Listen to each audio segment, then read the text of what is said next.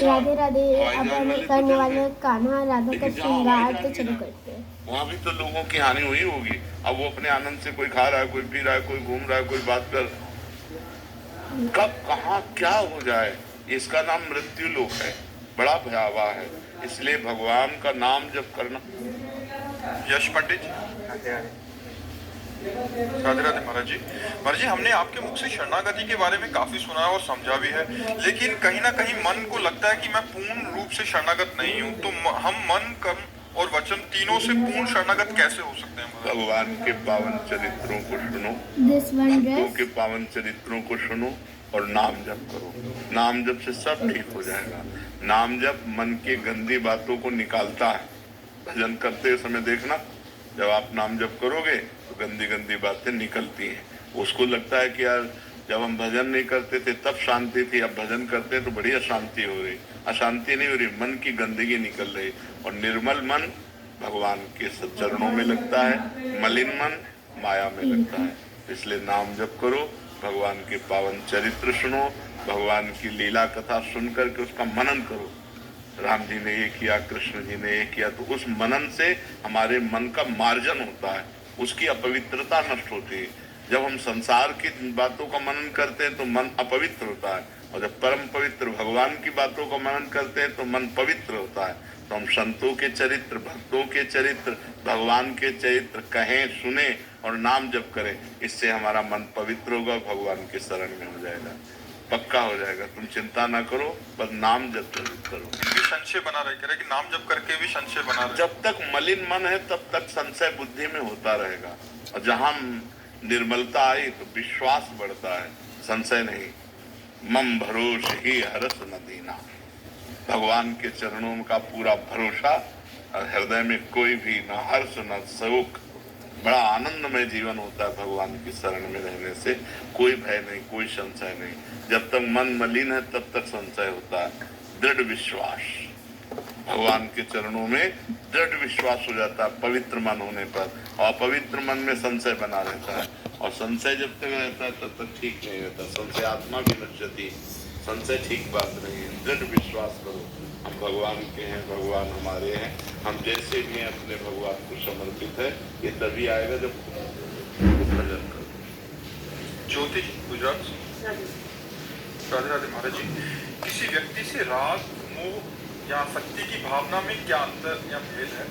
और जो मेरे पुराने फॉलोअर होंगे उनको तो पता होगा कि मेरे पास युगल जोड़ी भी थी एक तो फिर अब आप पूछोगे कि युगल जोड़ी कहाँ गई, हमारे पास तो आपके पास तो 4 ही कान है, ऐसे बोलोगे। और मेरा कहना यह है कि मेरे को तब नहीं पता था कि इतने सारे कान नहीं रखते।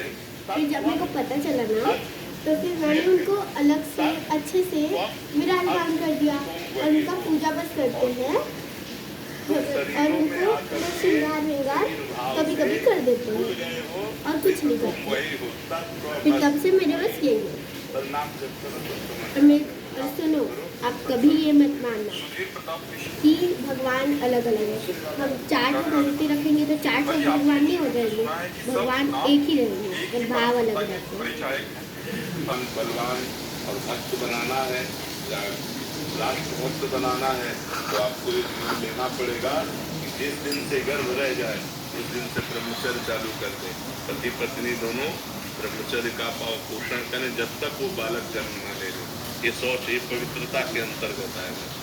और दया, सबके प्रति दया का भाव रखे, और दान, तीर्थ स्नान करे, पशु पक्षी भूखे परेशान लोगों को, अगर हमारे पास धन है, हमारे पास सुविधा है, हम थोड़ा उनको भी दें, और उस पुण्य का फल मांगे कि हमारा बालक स्वस्थ हो, हमारा बालक बुद्धिमान हो, हमारा बालक भगवान का भक्त हो, और हम स्वयं पवित्र भोजन करें तो निश्चित बात है कि उस गर्भस्थ शिशु पर इसका प्रभाव पड़ेगा।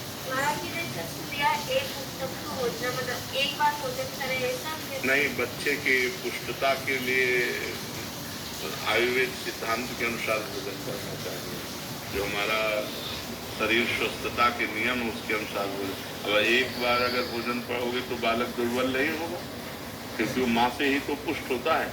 तो हमें अच्छे पदार्थ पाने, सात्विक पदार्थ पाने, और 2-3 बार जब भूख लगे जैसे लगे उसके अनुसार खाना, क्योंकि माँ से ही उसका पोषण होता है। बालक का कोई वो आहार तो है नहीं उस समय, गर्भस्थ शिशु का आहार माँ के ही आहार से जुड़ा हुआ होता है। तो अगर आप उपवास करोगे, आप व्रत करोगे, आप एक बार पाओगे तो बालक का करके पाते।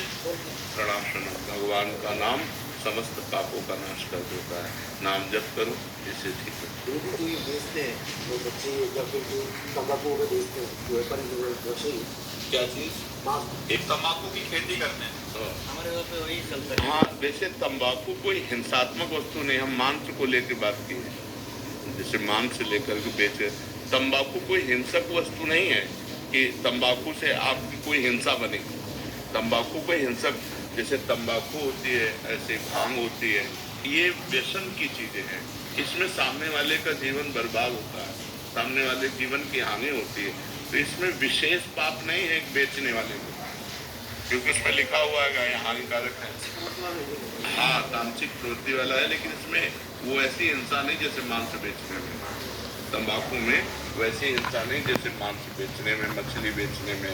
जो सामाजिक गलत काम करे उसमें पाप होते हैं। हाँ बिल्कुल बिल्कुल, हाँ बिल्कुल। बेचने में जैसे जहर भी बेचा जाता है, जहर भी बेचा जाता है। अब जहर के इंजेक्शन लगते हैं, अगर सांप काट खाए तो दवा का काम करता है।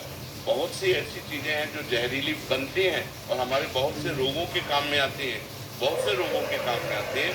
तो बेचने वाले के लिए हिंसात्मक बातों के लिए हमें, अब जैसे वही जहर किसी की हत्या के लिए आप दे रहे हो तो फिर आप भागी बन जाओगे, और वही जहर किसी के बचाने के लिए दवा में काम आ रहा है तो वही सुकृत का काम करेगा। तो अगर पता नहीं हो तो हाँ, पता नहीं हो तो बात अलग है। तो बिना पता के आप कैसे दे सकते हो जहर?